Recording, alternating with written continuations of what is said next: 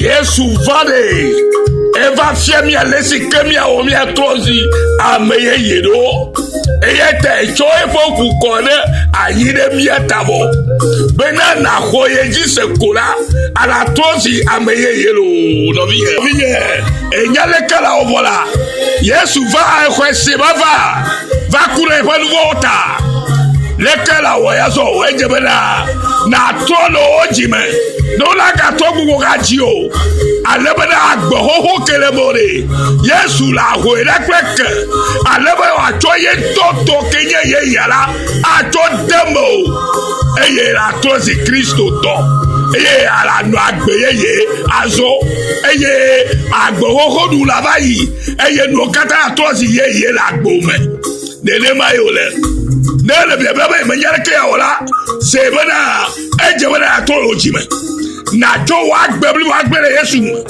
alebena Yesu na wo na ba agbo wa le neyi agbeye leva do la gbe no kata to si ye lo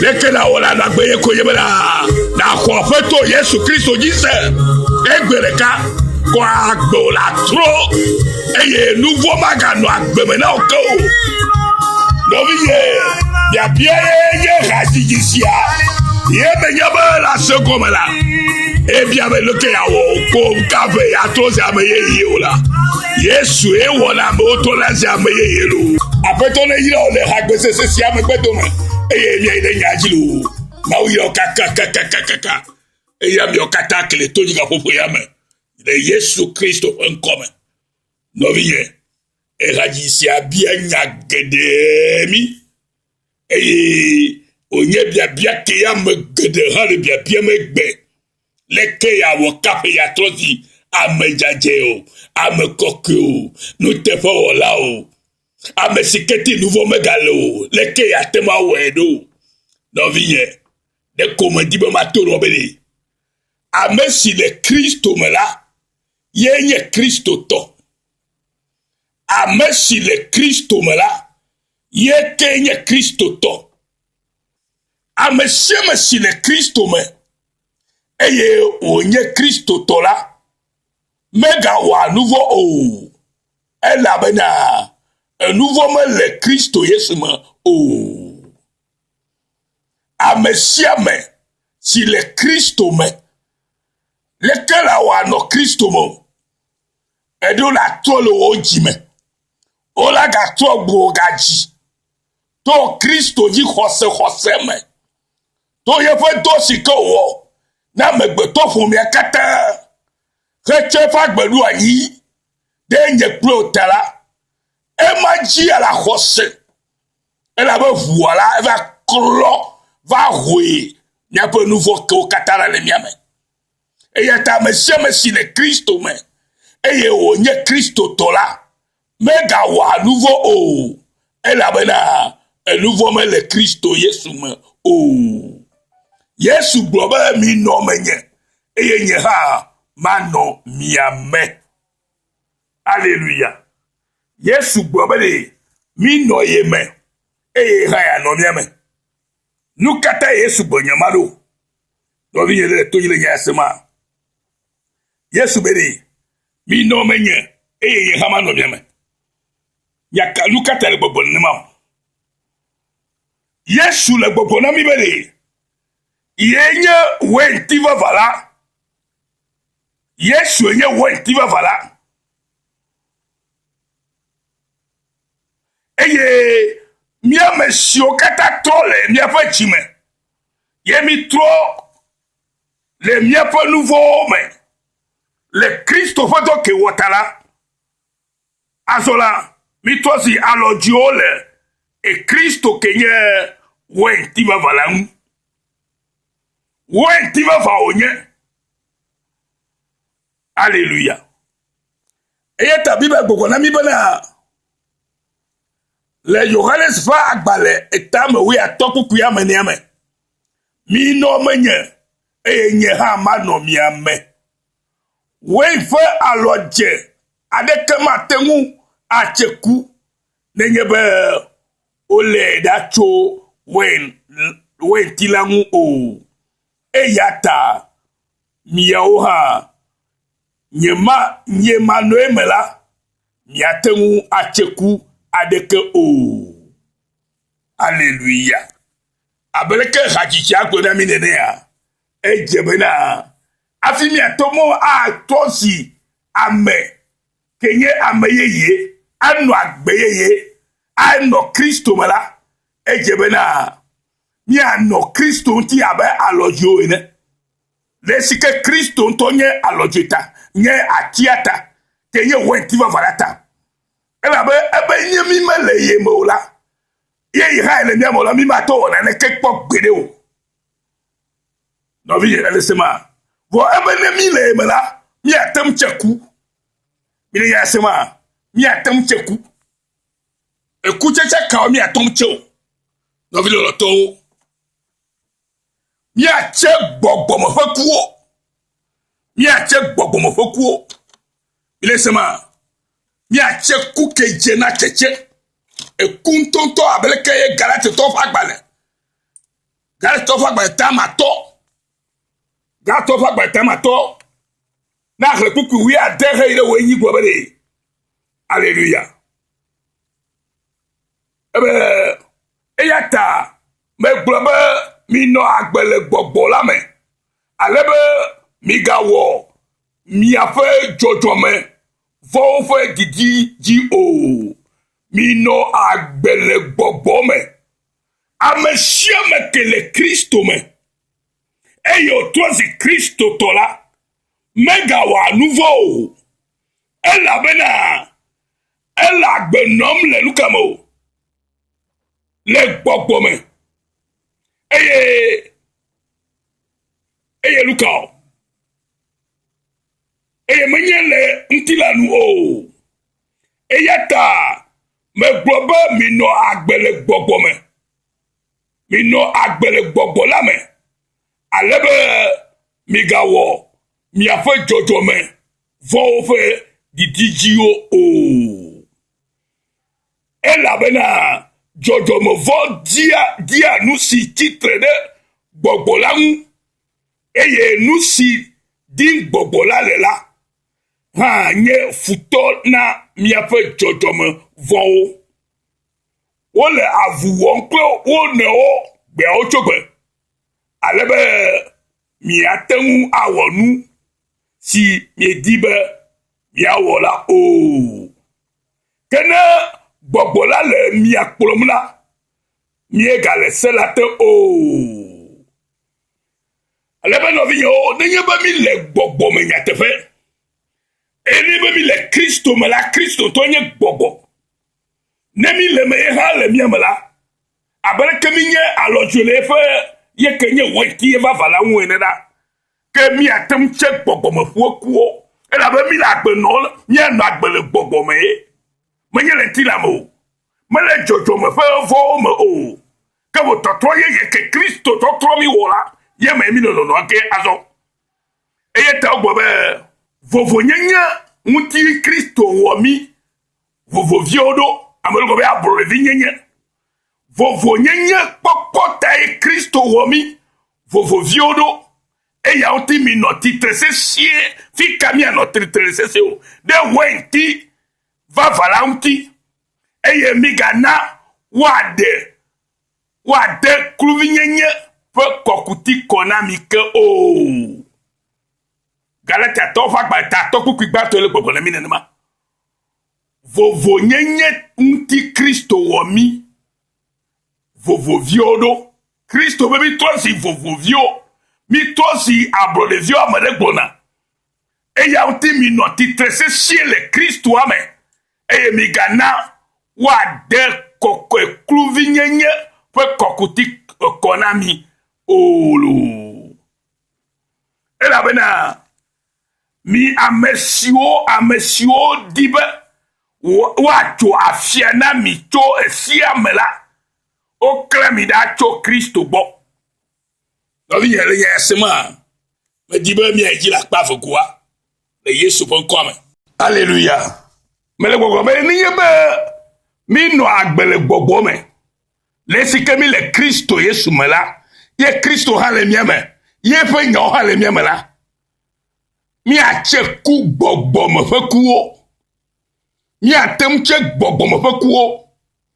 Abe ke Galatitɔwo ƒe agbalẽ, etamatɔ kpukui blavuvɔ evea gblɔe na mi ene. Tsɔ yi kpukui blavu atɔ me. Bibla gblɔ na mi la be ne ele Kristo me eye Kristo hã le me o la, ate ŋu tse ku si woyɔna be gbɔgbɔme ƒe kutsetsewo siwo míahle le Galatitɔwo ƒe agbalẽ etamatɔ kpukui ade yi ɖe kpukui blavu eve yi ɖe blavu atɔa me. Elabena mi trɔ zi gbɔgbɔme ƒe amewo eye mi zɔa le gbɔgbɔme. Elabena tsaƒe ƒe nɔnɔme la wohue ɖa le mía me le si ke mi xɔ Kristo dzi seta. Amen. Medi be miava nyanyuia me eye miadze si nyanyuia. Elabe nyanyuia ye wɔ ame nyuie eye nyateƒea ye wona bena wotrɔ zi ame ŋutɔŋutɔ ke ye Kristo di be mi trɔ zu nae ne woayɔ mi be Kristo tɔ. Nenye be Kristo, ne be mele Kristo me o, la matɔ nye Kristo tɔ o. Vɔ nenye be ele Kristo me ke etrɔ zi Kristo tɔ. Ke ne etrɔ zi Kristo tɔ la, magawɔ nu vɔ o. Elabena nu vɔ ɖeke mele Kristo me o. Míaƒe nu vɔ va tsɔ. Eye ke wòtsɔe la, ewunu. Eya ta, azɔ le míayɔ be minɔ menye, eye nye hã manɔ mia me. Yesu be azɔ le, ke wu nu vɔa nu, ye tsi nu vɔ la, azɔ mi nɔ ye me, ye hã nɔ mia me. Ale bena, míate ŋu tse ku siwo dzena tsetse, ke wonye gbɔgbɔme ƒe kutsetsewo le Galatiatɔwo ƒe agbalẽ tamatɔ, kpukui blavuvɔ ve yi ɖe blavɔ atɔa me. Ke gbɔgbɔme ƒe kutsetsewo nye lɔlɔ, dzidzɔ, ŋutifafa, dzigbɔɖi, dɔmenyonyo, enyuiwɔwɔ, nuteƒewɔwɔ, tufafa kple ɖokuidziɖuɖu. Se la metsi tre ɖe nu siawo ŋuti o. Ame siwo nye Kristo Yesu tɔ la, kla woƒe dzɔdzɔme vɔwo kple woƒe fieŋuiwo gbakple woƒe dzodzrowo ɖe ati ŋuti. Ne anye Kristo tɔ le Kristo me la, ke edze ƒã bena ekla wo dzɔdzɔme vɔwo kple fiaŋui kple esiwo katã nye xoxotɔawo, konye dzodzrowo kple busubɔwo la, ekla wo ɖe ati ŋu. Nu siwo kla ɖe ati ŋu la, eku esi míele agbe le gbɔgbɔme la. Mina míazɔ hã le gbɔgbɔ le eƒe kpɔkplɔ te. Ke mi le agbe le gbɔgbɔme la, mina míazɔ hã le ameka ƒe kpɔkplɔ te o. Le aƒetɔ la ke nye gbɔgbɔ la ƒe kpɔkplɔ te. Eye nenye be le zɔzɔ le aƒetɔ la ƒe ke nye gbɔgbɔ ƒe kpɔkplɔ te la, ke magawɔ nu vɔ o, nɔvinye. Magawɔ nu vɔ o. Numɔ Bibla mia fie ma. Ame ɖeke me le Kristo me agayɔ ɖeke be nye nu vɔ o la ke o. Ke ɖe mekpɔ le Kristo me haɖe o. Ke mekpɔ le Kristo me haɖe o ye. Alléluia. Edze be nava Kristo me. Atsɔ wò agbe ana Kristo. Ale be na Kristo na xɔ wò agbe. Atsɔ wò etɔ keŋkeŋ. Nu ke ta ye Kristo va ɖo ma. Nɔvi yo le gbe asema. Efase gblɔ be c'est pour la liberté que Christ nous a affranchis. Demeurez donc ferme et ne vous laissez pas mettre de nouveau sous le joug de la servitude. Alléluia. C'est pour la liberté. Christ est venu pour nous libérer définitivement. Une fois pour toutes. Et il nous a affranchis. Alors il nous appelle à demeurer. Donc ferme et ne nous laissons pas mettre de nouveau sous le joug de servitude. Miga tomiale ko awo ekluvi ato kukuti aga kumia fe ko. Oh lo. Alléluia. Nu yo le vevere na mi be mi anya. No vi yo. Ela bena ne mi menye ola ke mi le bubuema. yeta yoyo ciel va vanami be ne me nya le kala wo atozi ameye yola le kala atozi ameye ya yenye si ami le popo nami no vi yo e Kristo ya gblebe yenye amesi yenye wenti va vala e fofo yenye agble de lala hallelujah na be egbabe miaola hallelujah praise the Lord miaola fofo la komia unti hoho le nyasio me glona milata nyasio Kristo golamidi enabo komia ti ho ne khonyaji sekola atozi ameye o kontiwo atozi ameye ke le gogobe imanyala ke ya hola ke nenema olema hallelujah o kontiwo ya Kristo ji sinya tepe ela bena bibla ko na minyere abele ke bena atozi gbogbo fame nu ho nu vai atozi amesike maka odufo gbere o ne mo gbere amado sila ko bo gbere o Kristo tobo adufo ne mo ye Kristo tobo adufo la ke obe ke enyanya tefi akam ahojojo nyenya ka ke buha agba wadufo la obe chocho ke magbale na o ke obondodro ple ejofade ko la fia a moment tombé la Bible a pris na mi yire bana no vien mi do la se comme be mi ya monsieur dibe wa to afia nami to siaf salamala o clamida to Kristo bo amanuvela sie mi gele iponya ya ogbogbo me di do la no ne mo mi ya monsieur dibe wa to afia nami to siamela o clamida to Kristo bo ne dimola to afia ne to siam koli ke o clamida to Kristo bo me le Kristo ti o ma tonya lo jo le Kristo ti ne ma o la mama yo we on to fo do yo atiam when ti va to fo do we ina ba lo jo le nti me yo we ba lo jo ne va nti o me yo to e cho do ko yin to e wa lo jia ke minya yo to tare do ko nti kemi tozi ya mato eto we mi amesio dibe wacho afia na mi to siamela o clamida to Kristo bo amanu ve si mi le yo be amanu ve ya mevela obe amanu ve la sie mi gele ne ye be le karete non po wacho afia na to siamela obo klo gban la to Kristo bo me gogo ekura o amanu ve la amanu ve si ke globe amanu ve la obe amuluvela sie ne gele yemi mi gele ela bena nyaola gbogbo mamie le jojo nyenye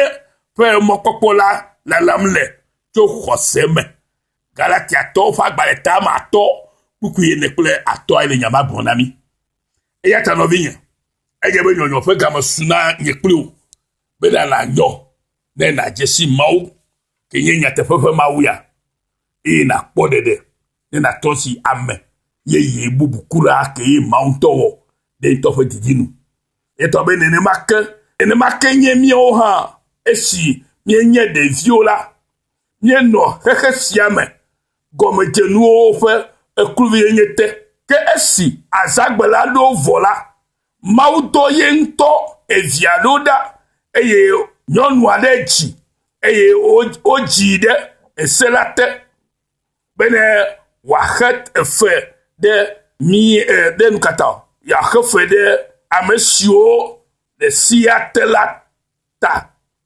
bene vinyenyela na su miasi eye kesi minye evio untila maudo via fe gbogbo si le lidombe aba fofo la do de miafe chiome eyata ni ganye kruvio o kebum evinyenye enenye be enye vila ekema maofe domenila ha enenye le Kristo me no vi me dibe on na le galate to ba gbale etamenia poku igba to va ide poku ame adreme ni na to senya si ogome abele kemele glo na ka popo ya mene le Yesu Kristo fon come ke o yiro kaka bena esenya si ogome benari vovo unti Kristo yomi Kristo yomi be mi atosi vovo violo et ya ontimi no Christ sesi e miga na wa de kluvi wa gade mi kluvi yenye fe kokuti la konami o mi amesio di be wa twa fiana mi to esiamela o klamida cho Christo bo amanuve la sie mi gele mi gala amanuve sur le novinho ela bana miaola gbogbo me miele jojo nyenye fe mokoko la lamle to khoseme de ko ovio ira mi kaka bana mi ga segbe fe nyanyu siawo e wa pere mi antibana mi atom sede de popo gome e mi atrozi mau viva fao le Cristo yesume e yeta egbedi di siavanami kenye mau fogbe kenye mau fenya bana tom aga akonu gele ontinami la be haji agbere de kema o ma nyame ma so abaye o amaye susula menye wela to we o ya khose ku ala khose ji khose ku ala khwapeto Yesu Kristo ji sekula Kristo la wa atozi amaye la noya me la be me dibe am kokore kele no emo la be nouveau me le emo o e ma cho fo nouveau ano fo nouveau me bliba abe na kele Kristo mo atono fo nouveau me bliba ide church me ya wa no Kristo me be yin nouveau la ke go be me tron le ochimo ka ba suba na tron le jima don na to bugu aji le Kristo na ho na wo trozi amaye le Yesu Kristo bon come ne mai ma unya enye nyanyua le ma e ya kwela tema na benye plomi akpode de blibo ne mai ma odibe mi to zuima ni ta eva mi agboro ma va voyer ala palo doko po le nouveau mais la bena egba poto le siame gbebo na mi be mi atom akpomer ko mi ava Kristo bo na jojo nyinya e tia chochu na jojo nyinya mi atrozi ama jojo o plam kokeo le Kristo mais le yepe doko na mita ta ma o de ida be se goma o yiro kaka Christopher en commun a Messie le Christo me eye onye Christo tola mega wa nouveau o ela bana nouveau me le Christo Yesu me o mi no menye eye nye ha ma no miame ko mi atoche ku si ko ye bogo fo ku checho si bo le gala to pa gbale eta ma to ko yi bravo fa ye de bravo to amalu on ira mi kam nya ko be ega izare ya no bi Yesu yo ira maulolo avoji du la fa gbe mi ga segbe ya to true forgiveness mission Australia na togo vio katakle bedolo katalo o ida mi kan o ko musa na no mi kataji mi apo no po kata Kristo Yesu pon come amen.